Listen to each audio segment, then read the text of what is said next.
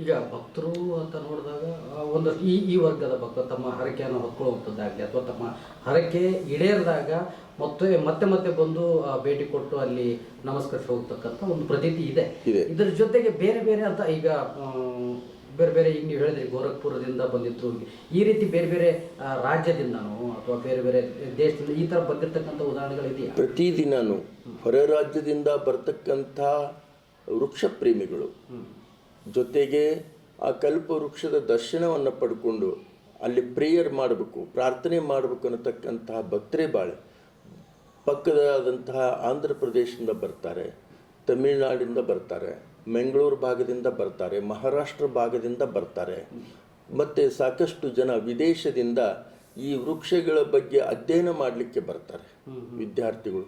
ಅಲ್ಲಿ ವಿದ್ಯಾರ್ಥಿಗಳಿಗೆ ಸ್ಕಾಲರ್ಶಿಪ್ ಕೊಟ್ಟು ಈ ವೃಕ್ಷಗಳು ಭಾರತದಲ್ಲಿ ಎಲ್ಲೆಲ್ಲಿ ಇದ್ದಾವೆ ಅನ್ನತಕ್ಕಂಥದ್ದನ್ನು ನೋಡಿಕೊಂಡು ಆ ವೃಕ್ಷದ ಪರಿಸ್ಥಿತಿಯನ್ನು ಅರ್ಥ ಮಾಡಿಕೊಂಡು ಅದರ ಬಗ್ಗೆ ಸಂಶೋಧನೆ ಮಾಡಲಿಕ್ಕೂ ಕೂಡ ದೇಶ ವಿದೇಶದಿಂದ ಕೂಡ ಈ ವೃಕ್ಷಗಳನ್ನ ನೋಡಲಿಕ್ಕೆ ಬಂದು ಇಲ್ಲಿ ಸಂಶೋಧನೆ ಮಾಡಿಕೊಂಡು ಹೋಗ್ತಾರೆ. ಹೊರ ರಾಜ್ಯದಿಂದನೂ ಬಂದು ಪ್ರಾರ್ಥನೆಯನ್ನು ಸಲ್ಲಿಸಿ ಹೋಗ್ತಾರೆ. ಓಕೆ, ನಮ್ಮ ಗಮನಕ್ಕೆ ತಗೋಬೇಕಂತಂದರೆ ಈಗ ನಮ್ಮ ದೇಶ ಅಂತ ಅಷ್ಟೇ ನೋಡಿದಾಗ ಇಲ್ಲಿ ಮಾತ್ರ ಇರತಕ್ಕಂಥದ್ದು ಅಥವಾ ಬೇರೆ ಬೇರೆ ಕಡೆ ಇದೆಯಾ ಈ ಥರದ್ದು? ಸಾಮಾನ್ಯವಾಗಿ ನಮ್ಮ ಭಾರತದಲ್ಲಿ ಒಂದು 2-3 ಹತ್ರ ಇದೆ ಅನ್ನತಕ್ಕಂತಹ ಮಾಹಿತಿ ಸಿಗುತ್ತೆ. ನಮ್ಮ ಕರ್ನಾಟಕದಲ್ಲಿ ಮಾತ್ರ ಈ ಸವಣೂರಿನಲ್ಲಿ ಈ ವೃಕ್ಷಗಳು ಇದ್ದಾವೆ ಅನ್ನತಕ್ಕಂಥದ್ದನ್ನು ಸಾಕಷ್ಟು ಜನ DFಗಳಾಗಲಿ ಅಥವಾ ಮುಖ್ಯ ಅರಣ್ಯ ಸಂರಕ್ಷಣಾಧಿಕಾರಿಗಳಾಗಲಿ ಜೊತೆಗೆ ನಾಡಿನ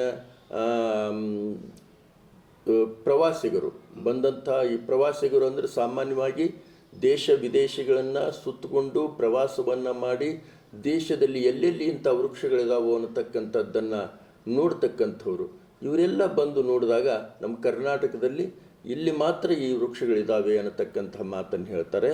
ಜೊತೆಗೆ ಈ ಗಾತ್ರಕ್ಕೆ ಸ್ವಲ್ಪ ಹೆಚ್ಚು ಕಡಿಮೆ ಇದ್ದಂಥ ವೃಕ್ಷಗಳಿದ್ದಾವೆ, ಆದರೆ ಈ ಜಾತಿಗೆ ಸಂಬಂಧಪಟ್ಟಿದ್ವಲ್ಲ, ಬೇರೆ ಜಾತಿಗೆ ಸಂಬಂಧಪಟ್ಟಂತಹ ವೃಕ್ಷಗಳಿದ್ದಾವೆ. ಆದರೆ ಇವು ವೃಕ್ಷಗಳಾಗಿ ಮಾತ್ರ ಉಳಿದಿಲ್ಲ. ಇಲ್ಲೇನಾಗಿದೆ ಅಂತಂದರೆ ಗೋರಖ್ನಾಥರು ತಪಸ್ಸು ಮಾಡಿದ ಸ್ಥಳ ಅನ್ನತಕ್ಕಂಥ ಪ್ರತೀತಿಯೂ ಕೂಡ ಇದಕ್ಕಿದೆ. ಕೇವಲ ಬಂಗಾರದ ಜೊತೆಗೆ ಆಭರಣ ಮಾಡಿದರೆ ಎಷ್ಟು ಅದಕ್ಕೆ ಗೌರವ ಸಿಗುತ್ತೋ ಆ ರೀತಿ ಈ ವೃಕ್ಷಗಳ ಒಂದು ಪರಿಸರದಲ್ಲಿ ಮಹಾತ್ಮರ ಒಂದು ತಪಸ್ಸಿನ ಶಕ್ತಿ ಇರೋದರಿಂದ ಆ ವೃಕ್ಷಕ್ಕೆ ಇನ್ನೂ ಹೆಚ್ಚಿಗೆ ಶಕ್ತಿ ಬಂದಿದೆ ಅನ್ನತಕ್ಕಂಥದ್ದು ನಮಗನಿಸುತ್ತೆ. ಈ ಮಠ ಅಂತ ನೋಡ್ತಾ ಹೋದಾಗ ಈ ಮಠದಿಂದ ಅಂದರೆ ಯಾವ ರೀತಿ ಸಾಮಾಜಿಕ ಕಾರ್ಯಗಳಾಗಿರ್ಬೋದು ಅಥವಾ ಧಾರ್ಮಿಕ ಕಾರ್ಯಗಳು ಯಾವ ರೀತಿ ಇರುತ್ತೆ? ಈ ಮಠದಲ್ಲಿ ಪ್ರತಿ ವರ್ಷ ನಾವು ಗುರುಗಳ ಸ್ಮರಣೋತ್ಸವವನ್ನು ಬಹಳ ವಿಜೃಂಭಣೆಯಿಂದ ಸವಣೂರಿನ ಸಮಸ್ತ ಜನ ಹಾಗೂ ನಮ್ಮ ಹಾವೇರಿ ಜಿಲ್ಲೆಯ ಜನ ಎಲ್ಲರೂ ಕೂಡಿ ಬಹಳ ವಿಜೃಂಭಣೆಯಿಂದ ಮಾಡ್ತೇವೆ. ಜೊತೆಗೆ ನಮ್ಮ ಮೂಲ ಉದ್ದೇಶ ಏನು ಅಂತಂದರೆ, ನಾನು ಈ ಮಠಕ್ಕೆ 13ನೇ ಮಠಾಧೀಶ, 12 ಅಥವಾ 13ನೇ ಮಠಾಧೀಶ ನಾನು. ಈ ಮಠ ಮೊದಲು ಅಥವಾ ವೃಕ್ಷ ಮೊದಲು ಅನ್ನೋದು ಎಲ್ಲಿಯೂ ಬರೆದಿಟ್ಟಿಲ್ಲ. ಜೊತೆಗೆ ನಮ್ಮ ಈ ಮಠಕ್ಕೆ ಸ್ವಾಮಿಯಾದಂಥವರು ಮುಖ್ಯವಾಗಿ ಆ ಗಿಡಗಳ ರಕ್ಷಣೆಯನ್ನು ಮಾಡ್ಕೊತ ಬಂದಿದ್ದೇವೆ ನಾವು.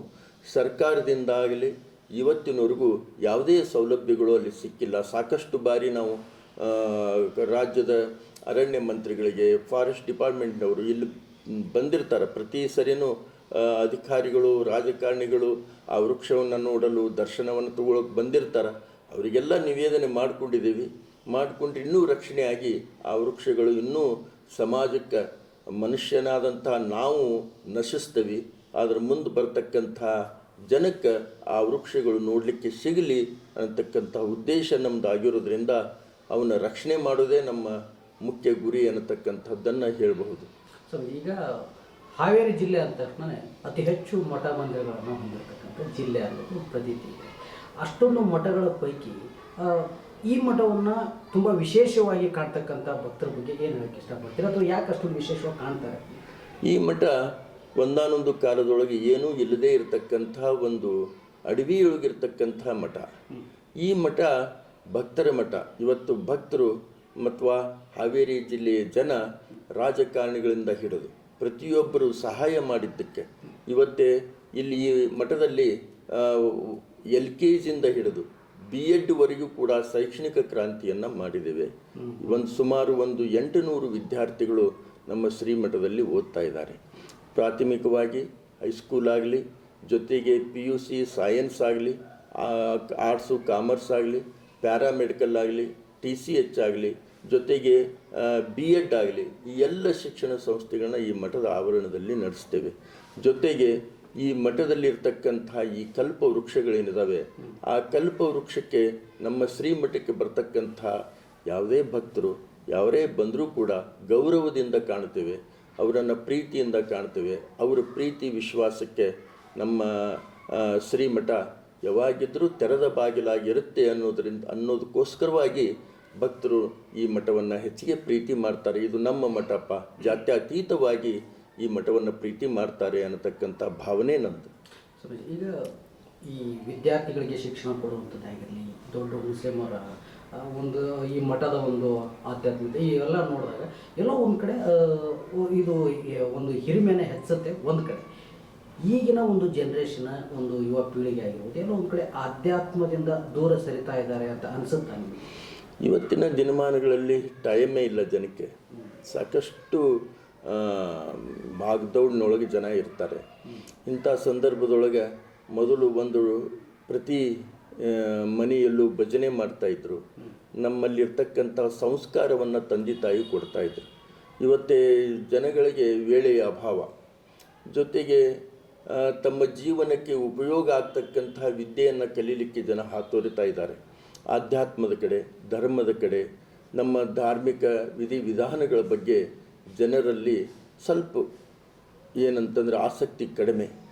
ಜೊತೆಗೆ ಪಾಪ ಜೊತೆಗೆ ಪುಣ್ಯಗಳ ಒಂದು ತಾತ್ವಿಕ ಚರ್ಚೆ ಕೂಡ ಜನರಲ್ಲಿ ಜಾಸ್ತಿ ಆಗಿದೆ. ಇವತ್ತಿನ ಸಾಮಾನ್ಯವಾಗಿ ನಾಡಿನೊಳಗಿರ್ತಕ್ಕಂಥ ದೇವಸ್ಥಾನಗಳನ್ನು ನೀವು ಒಂದು ಸರಿ ನೋಡ್ಬೋದು. ಯಾವ ದೇವಸ್ಥಾನವೂ ಖಾಲಿನೇ ಇಲ್ಲ, ಪಾಳೆ ಹಚ್ಚಿ ಹೋಗ್ಬೇಕು, ಅಷ್ಟೊಂದು ಬ್ಯುಸಿಯಾಗಿದ್ದಾವೆ.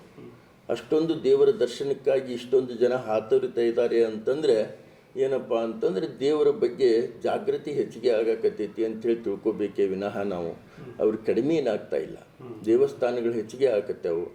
ದೇವಸ್ಥಾನಗಳು ಸುಣ್ಣ ಬಣ್ಣವನ್ನು ಕಂಡು ಪೂಜಾ ಪುನಸ್ಕಾರಗಳು ನಡೀತಾ ಇದ್ದಾವೆ.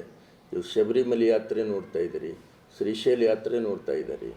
ಎಲ್ಲ ಒಬ್ಬ ಸಣ್ಣ ಸಣ್ಣ ದೇವಸ್ಥಾನಗಳು ಕೂಡ ತುಂಬ ಬ್ಯುಸಿಯಾಗಿ ಇವತ್ತು ನೀವು ನೋಡ್ಲಿಕ್ಕೆ ಸಿಗ್ತಾವೆ. ಜನರಲ್ಲಿ ಧಾರ್ಮಿಕ ಭಾವನೆ ಕಡಿಮೆ ಆಗೈತಿ ಅನ್ನೋದಕ್ಕಿಂತ ಹೆಚ್ಚಿಗೆನೂ ಆಗ್ತಾ ಇದೆ.